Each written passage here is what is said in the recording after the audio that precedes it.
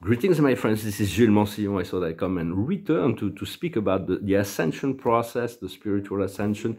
There is discuss the different ideas, and the first one is that it's very important to find the harmonious connection between doing and non-doing, because there was a great master named Lao Tzu. His philosophy, he wrote the Tao Te Ching. He's a Taoist. It's the base of wisdom, and his wisdom was the action by non-action, in perfect harmony with the great nature. When we learn to stand still and we call on the higher forces of the universe, everything accelerates. So I recommend, if you can, to take every morning and every night, if possible, 15, 20 minutes, half an hour to stand still.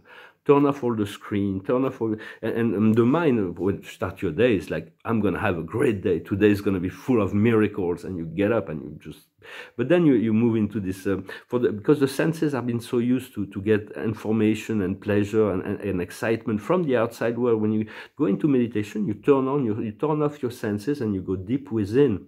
You seek to find this point of stillness, to find this point of peace. At the beginning, the mind is going on and going on. So you can replace it with prayer. My beloved Creator, I thank you so much for assisting me in this process, or for bringing me to make the connection with those people, to bring me the resources I need. Or it's better to make a prayer of gratitude always than a prayer of supplication. It's like, I want this or I want that. So I thank you for providing what I'm asking for. It's far more intelligent, because it allows the Creator to provide rather than, because if we want, that means we're pushing it further away.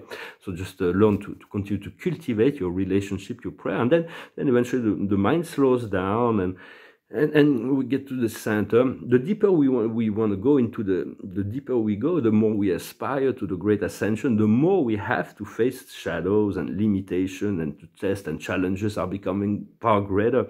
So the greater the aspiration, the greater the test and challenges, the more we are asked to transmute in terms of energy. So do not blame yourself. Just know that it's part of the process.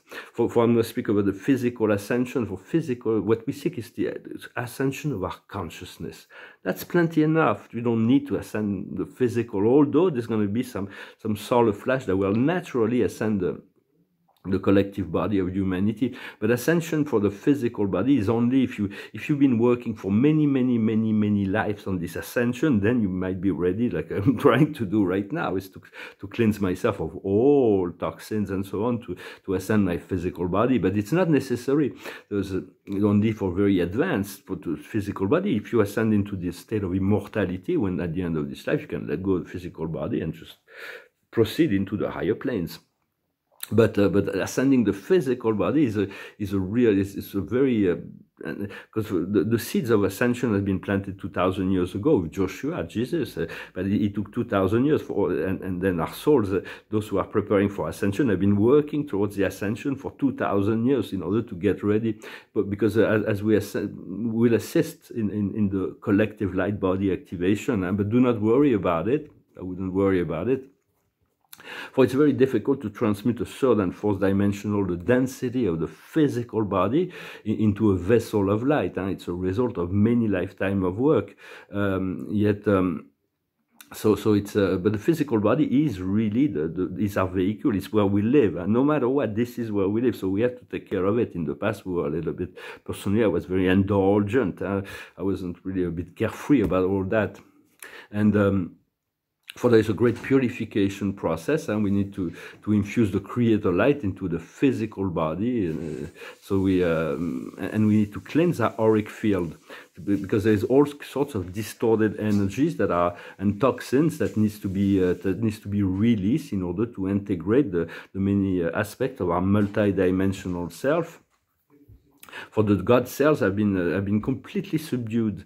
They're like is dormant or degraded, so they need to be reawakened, and because we've used very poor nourishment. All the nourishment from the physical world is very poor nourishment in relationship to the pure adamantine particle of God Creator source light that comes from the Sacred Heart. So we need to. That's why this meditation is important. Is those moments, and even if you don't feel or know or experience any result, this process will definitely anchor your intention, and then slowly but surely this will be activated. So it's like to return to to balance. For the ego, the desire body is very stubborn, and it will always seek more physical sensation, and it is very all the temptation, and it's very self-indulgent, which bring negative results in many sense. So it's about balancing out and to continue to purify, and because there are different parts of our body that vibrates on different frequency. They respond to different patterns of energy, and depending on how our chakra systems work. So we want the wheels of our chakras to be harmonized, and to seek the maximum harmony from our higher self, our oversoul. And for it is an eternal process. Life will never end. For it is always, whenever we achieve a new level, an ascension to whatever level, we will feel very comfortable, but we'll start already proceeding in, like, there is this God-given source code that we always want more. So and then we'll be preparing for ever increasing level of consciousness.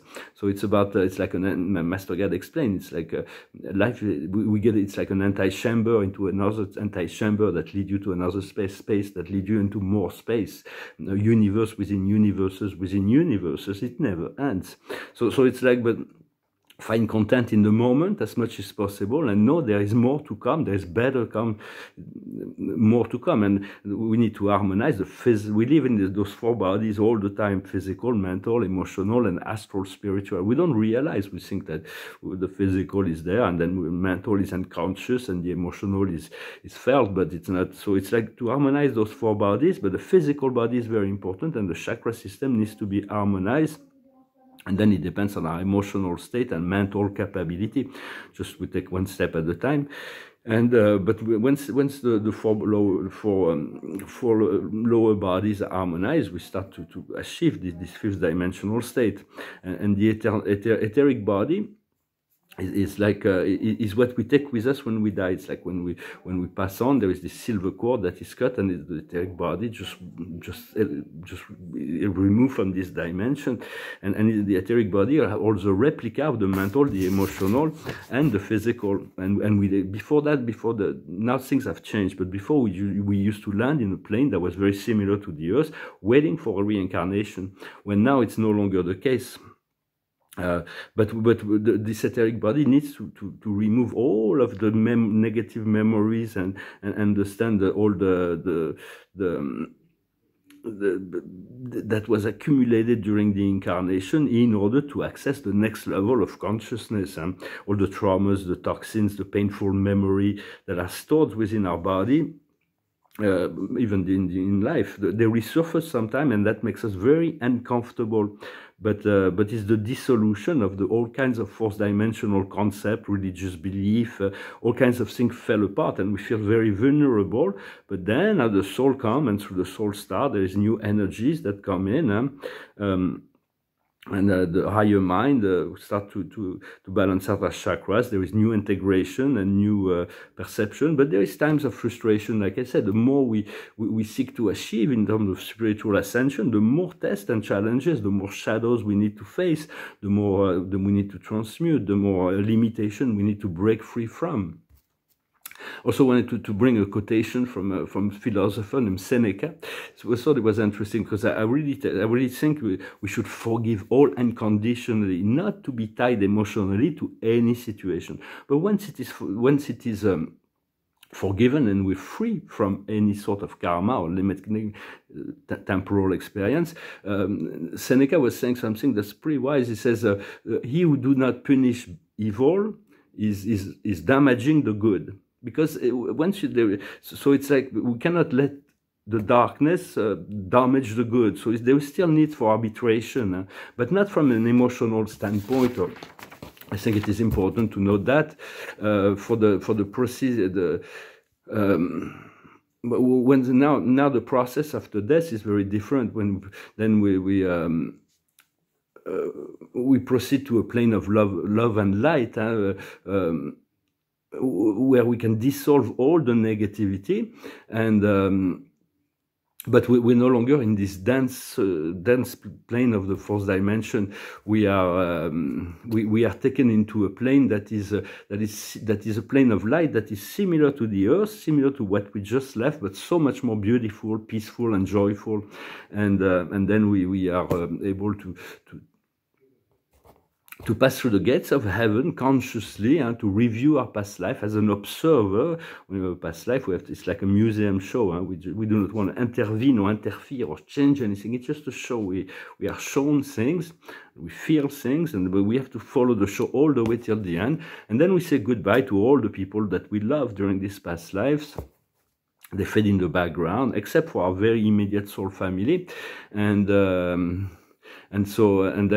then we are taken into a resonating frequency. It is our frequency that determines what planes we are taken into, and what kind of cosmic wisdom or knowledge we are able to access, or being shown. It's all relative. Everything is always relative to the consciousness. So right now, what we seek is to really clear up the aura. The aura is our energy field that surrounds our etheric body, and so it's made of light energy or negative energy. And there is a bit of, so we need to fill our aura with light and love, because we've been operating through half-light spectrum, and we want the full spectrum of light. That is, and it's a mental state and an emotional resonance.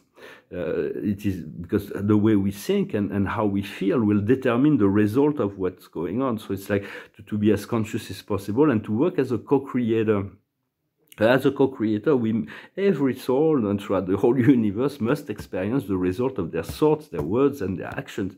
That's the eternal law. That will not change. The eternal laws do not change. So do not think that you have to fix something for someone else. And everybody will face whatever they need to face. God is wise and knows what he's doing in relationship to the education of each soul. We want to become an efficient director of the cosmic energy force, and to become an observer and a detached, to practice detachment, and to avoid the vortices that others can create, and can create negative vortices. Do not fall into them. Just stay in control of your sacred energy, protect your energy, and do not let anyone disturb your serenity and your peace.